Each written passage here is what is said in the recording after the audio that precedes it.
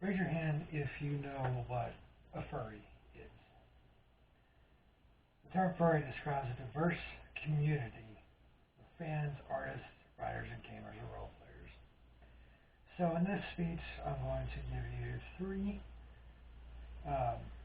with a cause and effect problem. 3 points. How furries are not sexual deviants.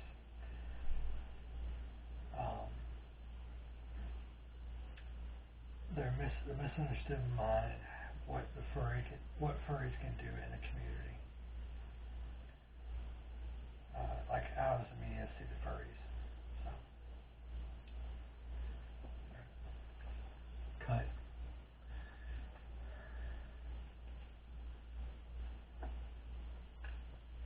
Begin.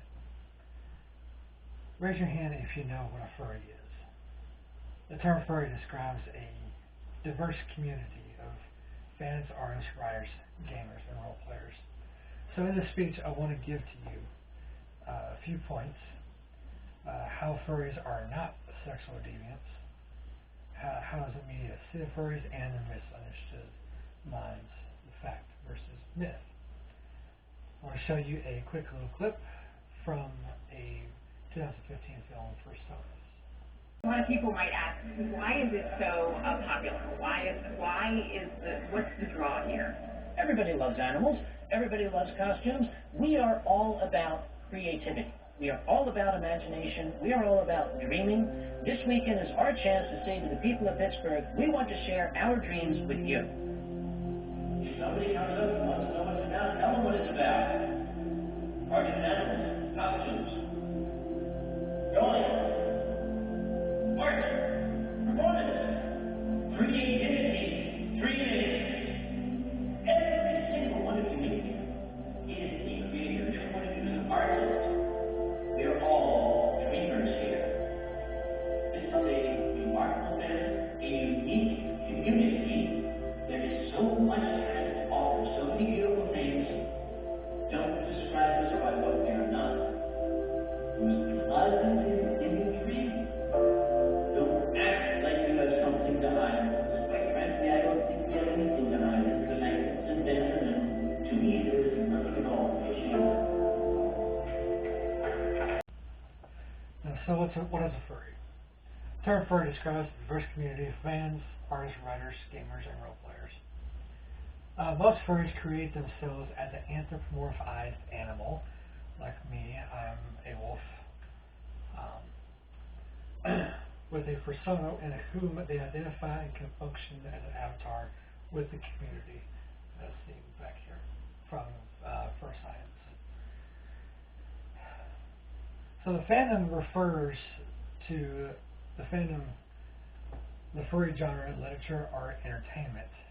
As also the fandom is also used to refer the community of artists, writers, role players, and general fans of the furry art form who gathered on the net and at conventions based on WikiFur 2021. So Dr. Samuel Conway here of Uncle Kage, picture left, he is the pillar of the community. He is a guy that everybody kind of looks up to. And he hosts Anthrocon in Pittsburgh that's held around the weekend that's close to the 4th of July.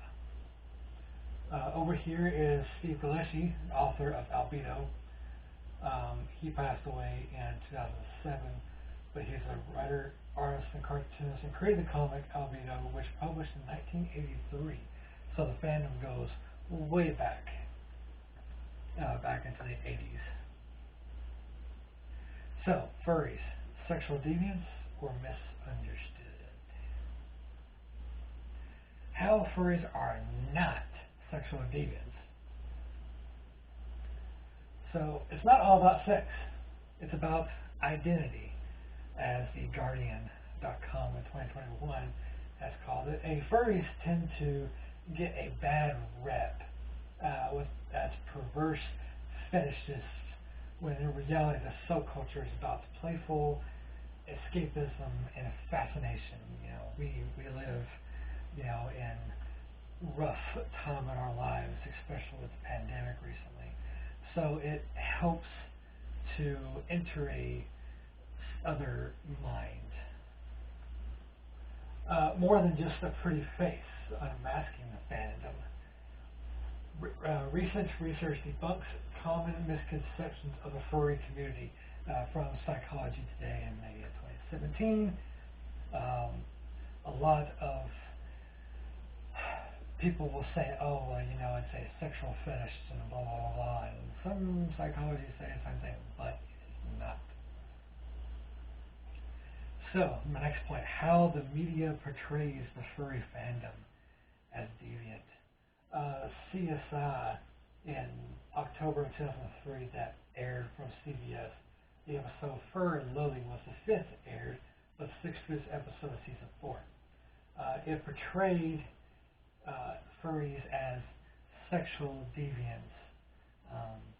As this character here is a blue cat, but he's a male underneath, but he's like, everybody calls me sexy, my name is sexy.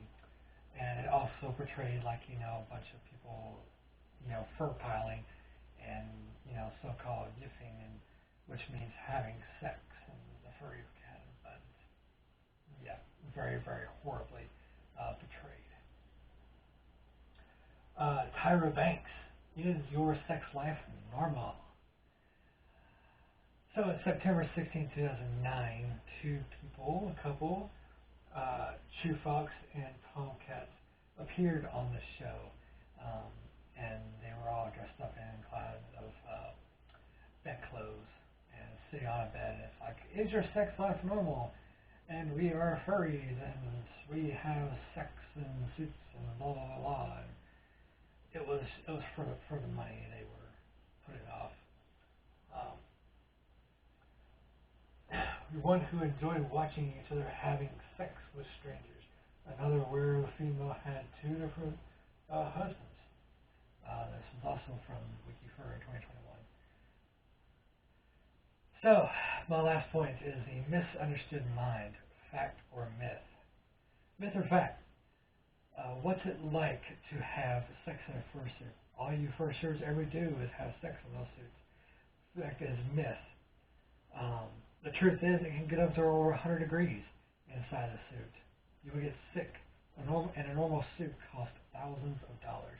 These pods here are like $300 in itself. So, fact or myth? What does the furry fandom do? All you ever do is act like animals and do BCI. I'm sorry, but BCI is against the law, and no. So it's a myth. Furries provide charitable events for animal shelters and research groups, such as ALS and autism. So, in conclusion, the true story of America's most understood minds. I think that we can all agree that furries are not what the media portrays the fandom as. And in my presentation today, I covered 3 topics. They are not social demons, how the media perceives furries, and a fact or myth of the furry fandom. So today I discussed the misunderstood mind of the culture and debunked some myths about the fandom for you. So I'm inviting you to take the initiative to learn about the good in all the fandom and realize that we're just all here